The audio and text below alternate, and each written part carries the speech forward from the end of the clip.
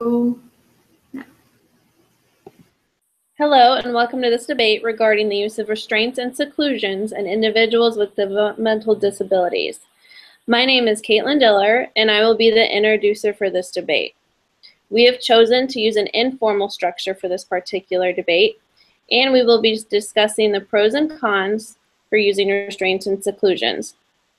We will begin the debate with Michaela, the pro summarizer, who will be supporting the use of restraints and seclusions and how they are in the best interest of the individual, how they keep the individuals from self-harm, and how they keep staff and others safe.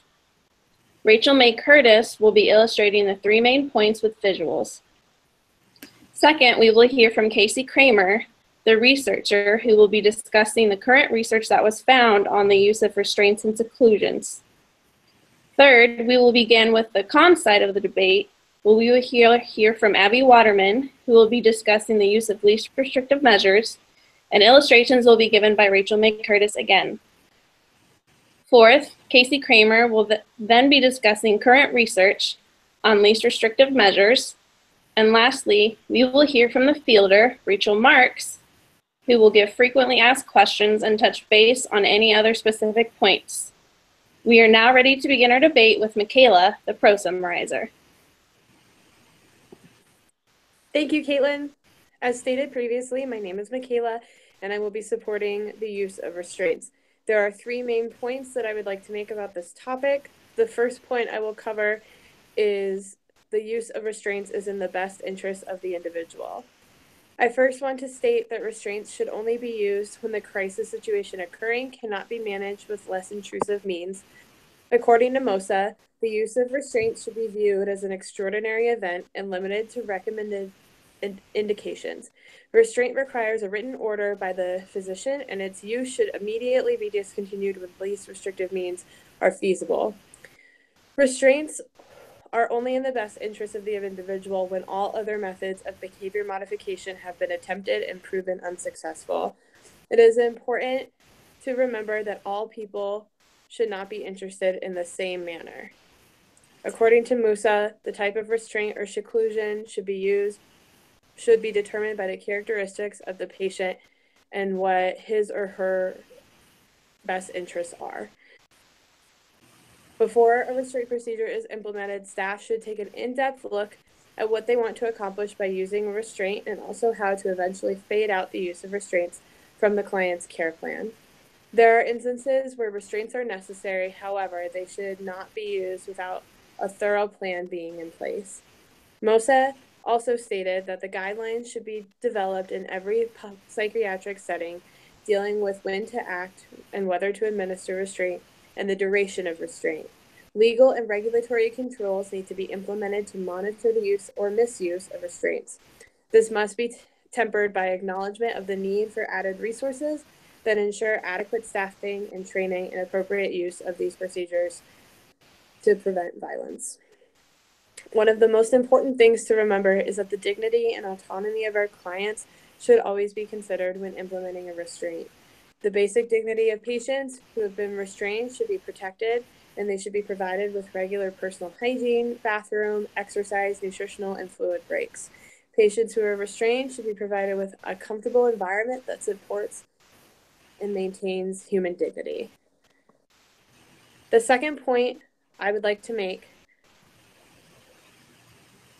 is that restraints should be used to protect from self-harm.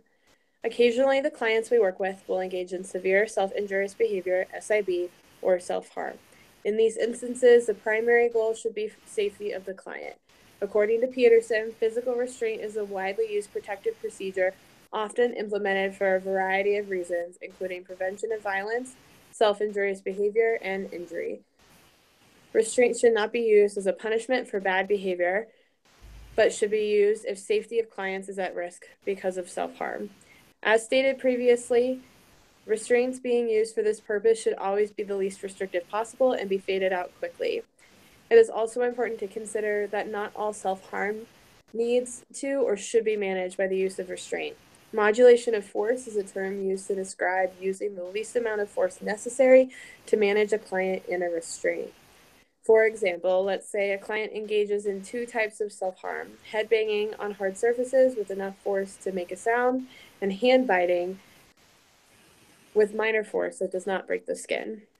If the client is cleared for restraint to prevent self-harm, it would be unacceptable to put the student into a restraint to protect against hand biting behavior when it could be managed with far less intrusive procedures. Restraint would only be used if the client engaged in head banging behavior, as this is much more severe and could cause extreme harm. The final point I would like to discuss is the use of restraint to protect staff and other students from violent behavior. As stated by Howard, staff in intellectual disability services can experience high levels of violence, which may lead to staff burnout. Staff burnout may result in poor quality services. Previous research has suggested that factors such as fear of violence, self-efficacy, and staff support moderate the impact of violence on burnout. Centers in which restraints can be used can give staff the ability to cope with violence as they have been trained to react to it. As stated before, there needs to be permission from physicians or parents before a restraint can be used, and it is important to use the least restrictive restraint possible to manage the situation. There will always be hair pulls, bites, punches, and many other forms of violence in our field, but modulation of force and training of staff in restraint and protective procedures can be extremely important factors to decrease burnout. Howard also states that services which are organized to manage violence may be better placed to support staff experiencing violence. Fear of violence may decrease with exposure to violence, perhaps due to self-efficacy. Training and support for staff may increase self-efficacy, thus reducing burnout. Training staff to be responsive to and read warning signs when crisis situations arise is an extremely important tool for staff to feel prepared when violence occurs. To summarize, restraints should be used if they are in the best interest of the client. This means exhausting all other options before moving into restraints and preserving the dignity and autonomy of the client. Restraints should be used to prevent serious self-harm and as a protective procedure if there is imminent harm to the client and the behavior cannot be managed with least restrictive means. Finally, restraint training and the ability to implement restraints on extremely violent clients can decrease staff burnout and increase quality of care. Thank you. I will now pass the floor to Casey, who will be discussing current research on the use of restraints in seclusion. Thank you. Michaela had touched on the pros of using restraints with clients who exhibited behavior that is harmful and/or injurious to themselves or others. With the use of peer-reviewed articles, she was able to receive reliable information to support her side of this debate. The articles she had used included those written by Ruth Howard, Reese L. Peterson, and M.Y.H. Musa. Each author had stated the positives of using restraints as well as describing the effects of using restraints to be positive outcome. As Musa had pointed out, much of restraints are associated with punishment, custodial care, institutional abuse, and neglect. Although in retrospect, the effect of restraint is positive. With the use of restraints, the behavior of the client can be controlled and redirected to where the client is once again in a calm state. To address the positives of physical restraint within a school setting, Peterson had conducted a literature review. This literature review included an overview of 5 studies related to physical restraint for those who were diagnosed with autism spectrum disorder, or ASD. Concluding this literature review, it was determined that there have been positive effects with the use of restraints in schools. Also, it was noted that the safety of in schools is taken into consideration when implementing restraints. This includes much training is conducted before a restraint is put into action. I am now going to pass it over to Abby, where she is going to discuss the opposing side of this debate. That is the cons of what are used of the physical restraints. Thank you, Casey. As Caitlin stated earlier, my name is Abby, and I will be discussing the negatives of the use of restrictive measures on individuals with disabilities. The first point I would like to address is how restraints are one of the most restrictive procedures to use with individuals with disabilities. The Association of Behavior Analysis International, otherwise known as ABAI, and its members firmly oppose the inappropriate or unnecessary use of seclusion, restraint, or intrusive interventions. Many individuals with severe behavior problems can be treated without the use of restrictive measures. also notes that there are many instances where restraints are necessary but require meticulous clinical oversight and control. Physical restraint is performed on an individual to restrict the movement of the individual in an involuntary manner. A chemical restraint is administered to the individual, usually through a hypodermic needle, and restricts the freedom of movement the individual has, or even sedates them to the point that they lose consciousness. Is used to separate an individual from stimuli that may be exacerbating the individual's distress. In conclusion, there is to be no interaction with the individual, and they remain by themselves for extended periods of time until they calm. In 1990, Milstein and Cotton conducted a study of 102 children in a psychiatric treatment setting. They found that seclusion was most often used when the facility was at its busiest. Found that the time the individual spent in seclusion often increased with each occurrence, regardless of the child's behavior. The second point I would like to address is the lack of policies in place to regulate the use of restraints in the United States. In 1999, legislation passed a law that required facilities to report deaths, not injuries, that were related to the use of restraints, those being either physical, chemical, or environmental restraints. Following this act of legislation, hospitals began reporting 2 or more deaths per month that were related to the use of restrictive measures. In 2010, the National Disability Rights Network reported that 39% of all states still have no laws, policies, or guidelines concerning restraints or seclusion usage. 87.5% of states and territories in the United States still allow the use of prone restraints that restrict an individual's ability to breathe properly. 45% of the states and territories only recommend or require schools to notify parents or guardians when restrictive measures are used. In the past 2 years, there has been growing concern about seclusion and restraint use in school settings. This comes as a result of an increase in reports of mistreatment and deaths of children when they are subjected to restraint use throughout the nation. The third point I would like to address are the psychological, physical, and emotional consequences of restrictive measure usage on both clients and staff members. In an article written by J. Marino Cody in 2013, both staff and individuals reported physical and psychological symptoms following the use of restrictive measures. They often experienced nightmares, intrusive thoughts, and avoidance responses resulting from their experiences with the restrictive measures, as well as obvious startle responses associated with being restrained. Individuals may also feel physical pain, anxiety, stress, and anger. In a survey, clients were asked by means to discuss their feelings before, during, and after restrictive measures. Anger was the highest reported emotion prior to the physical intervention. Physical interventions, users reported sadness, anger, fear, and fatigue. Physical restraints. The most reported emotion by clients was a feeling of shame. Only one user reported a feeling of happiness after the use of a restraint. Staff members reported having negative emotions such as anxiety, sadness, and guilt that encompassed all restrictive measures placed on employees. The fourth point I would like to address is the effect of staff burnout, not only on staff members, but the effect on the clients as well. It is characterized by emotional exhaustion, a reduced sense of personal accomplishment, and realization of the client. There are many factors that can lead to staff burnout. Some of the highest reported factors are high levels of stress, lack of communication between staff, lack of support from administration, service user characteristics, violent client behavior, and poor coping skills. Burnout. It is not only the staff members who suffer, the clients do as well.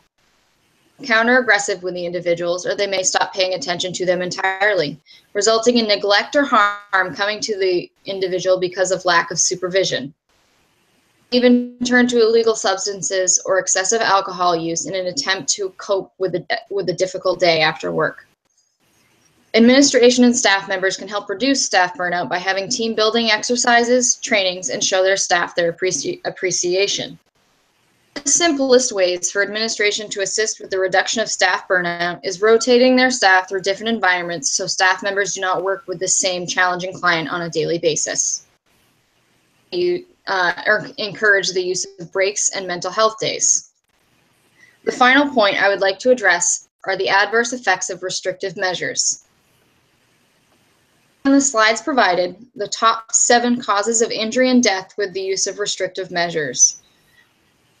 Between the years of 1988 and 1998, there were a total of 142 reported deaths in mental health settings that were connected to the use of restrictive measures.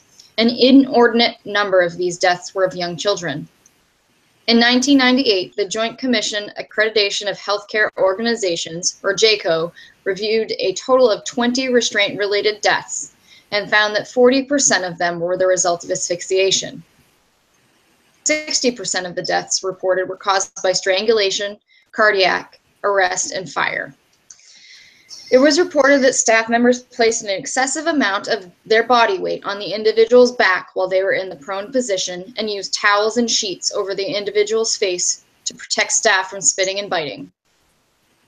In an article written by J. Marino Cody, it was reported in 2006 that there were 45 child and adolescent deaths associated with restrictive measures. The article also reported the death of 38 grown adult men. 7 of these men died from the use of mechanical restraints. Reviewed 63 cases of death caused by asphyxia. The ages of the individuals ranged from 26 weeks to 98 years old. In this review, the restraints were reported as being performed properly in 57 out of the 63 cases. Having the proper training to implement a restrictive measure, there is still inherent danger to both the client and staff members for injury or death. To summarize what has been discussed, restrictive measures are only to be used in a very last resort, when the individual is engaging in significant harm to themselves or others.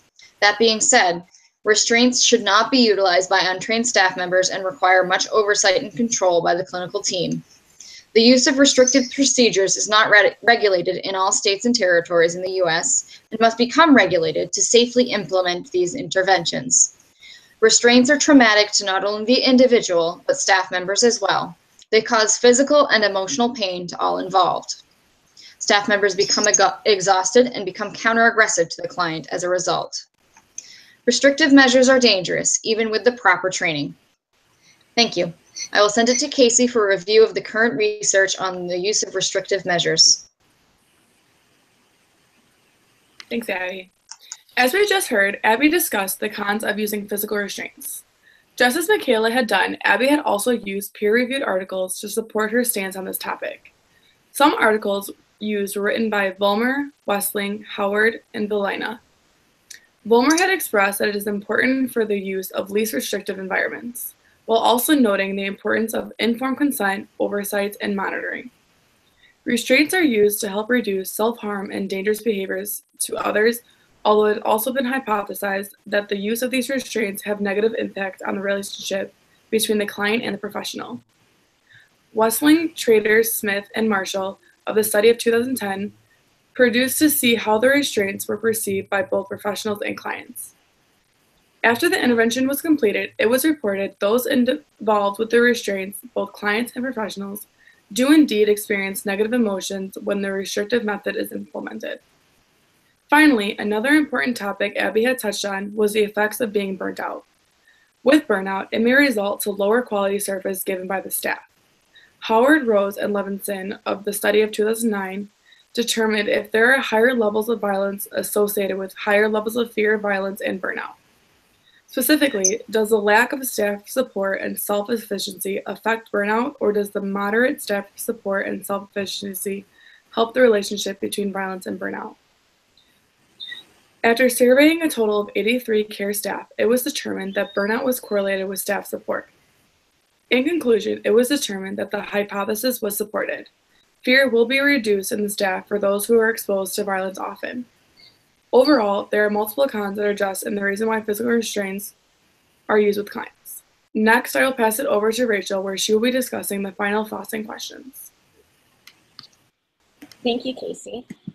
Our professor asked the questions. You mentioned the staff burnout due to violence in the workplace. In order to keep the staff without compromising the client's needs, are there any strategies or methods that can help improve training from administering restraints and or decrease the need for restraints?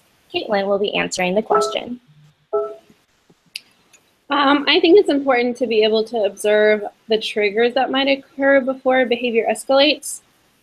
We can always be better at implementing those antecedent interventions, and most importantly, understanding why behavior is occurring in the first place. The more education from a behavior analyst and in-person training can help improve overall training and handling a behavior according to the behavior support plan.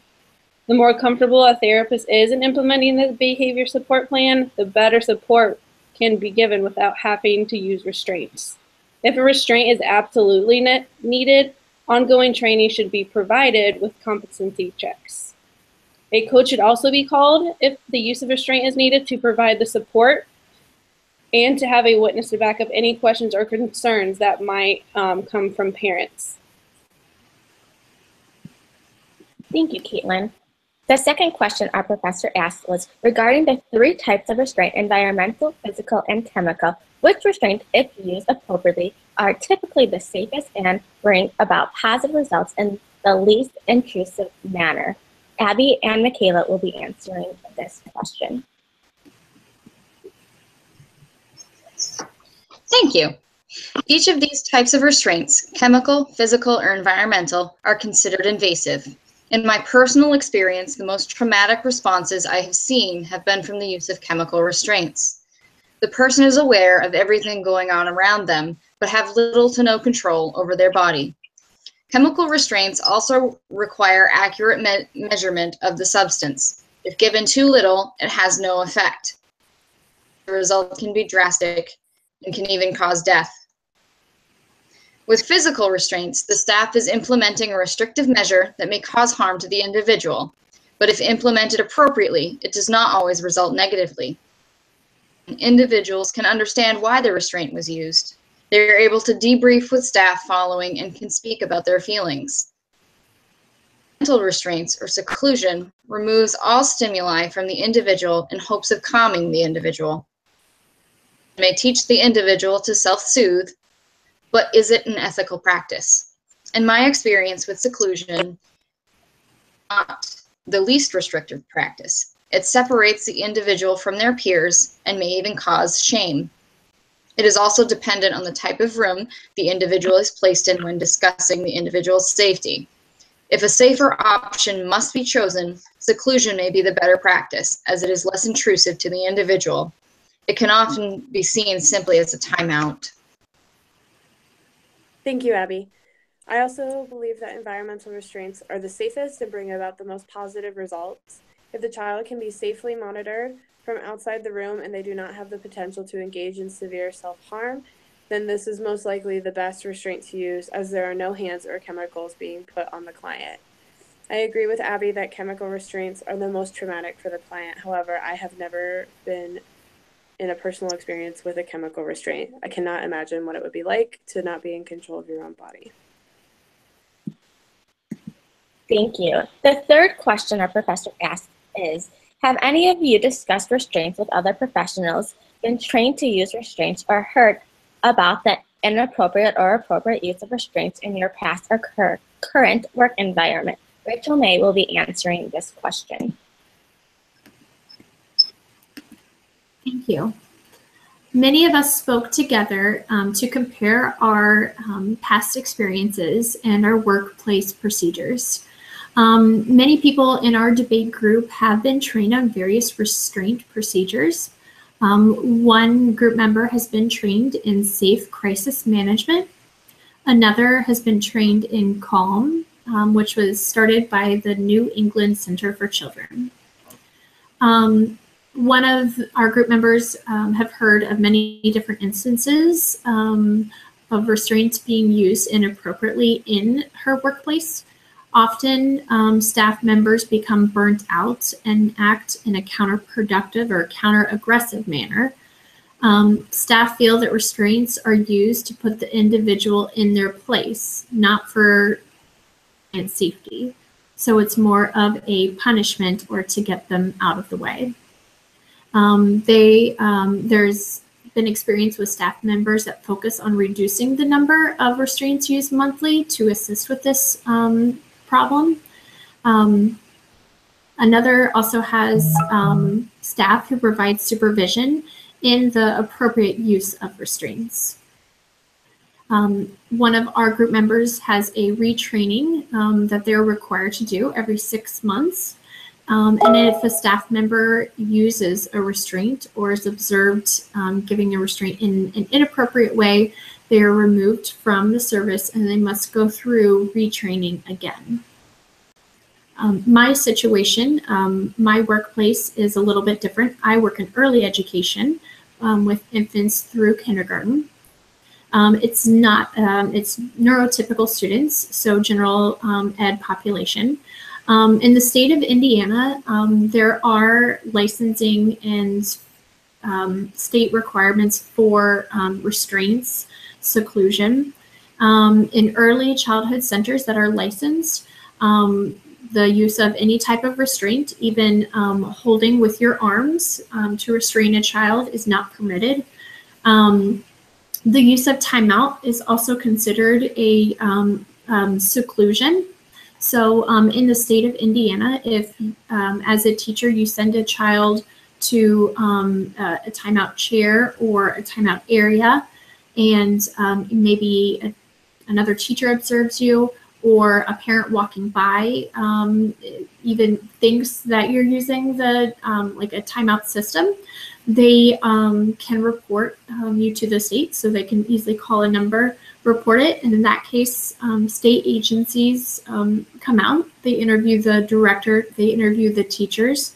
Even if they have no evidence of the event happening or not happening, even if everyone denies the event happening, a lot of times it will go on your public record stating that something was brought to their attention with concern. This is mostly for the safety of children. Children and elderly people are, and with special education, a protected class. So these complaints are put online through Indiana, and anyone from the general population can look up a licensed center and see what their violations may be. Thank you. Thank you. Our next question is, should the behavior of a staff member performing the restraint be criminal? Casey will now answer this question. Thank you. As far as the criminal of the restraints, we are provided to, when we do restraints, we are used as having the parents or the guardians have the consent forms, having oversight, and having monitoring to use these restraints. Although if we do not provide a consent and the restraint is utilized, then yes, it should be considered criminal. Another form of criminal activity could be when the restraint is used improperly. The reason for training is so that we are able to implement these restraints in a manner that is correct and safe for these clients that we have. So if a restraint is done inappropriately or put the child in harm, this is also a form of criminal act. I'll pass it over to you then, Rachel. Thank you, Casey. Our next question is, what considerations do you make when an individual needs to be restrained but has a medical diagnosis, for example, like a heart defect or a pacemaker? When an individual does have a medical defect, a staff member must be informed. There must be more information gathered on how a restraint may be used on the individual. All other techniques to de-escalate the individual must be utilized before using a physical restraint. Our next question is, what is considered an extended period of time for a restraint?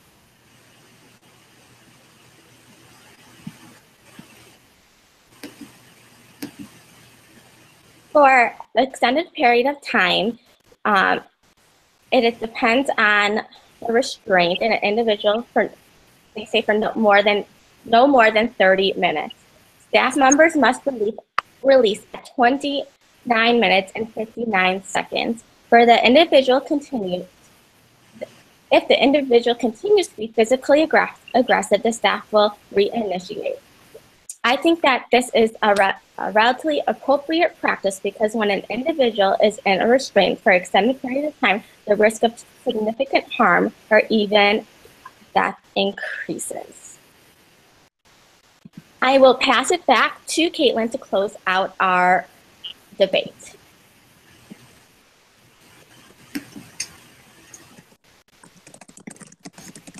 Muted.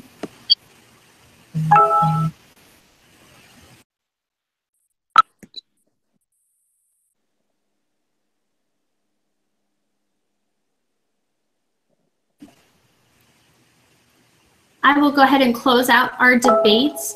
Thank you everyone on seeing the pros and the cons of using restraints. Hopefully you're able to look at the different situations and the unique situation that you have within your place of business or school and look at what is best for the client and everyone involved. Thank you.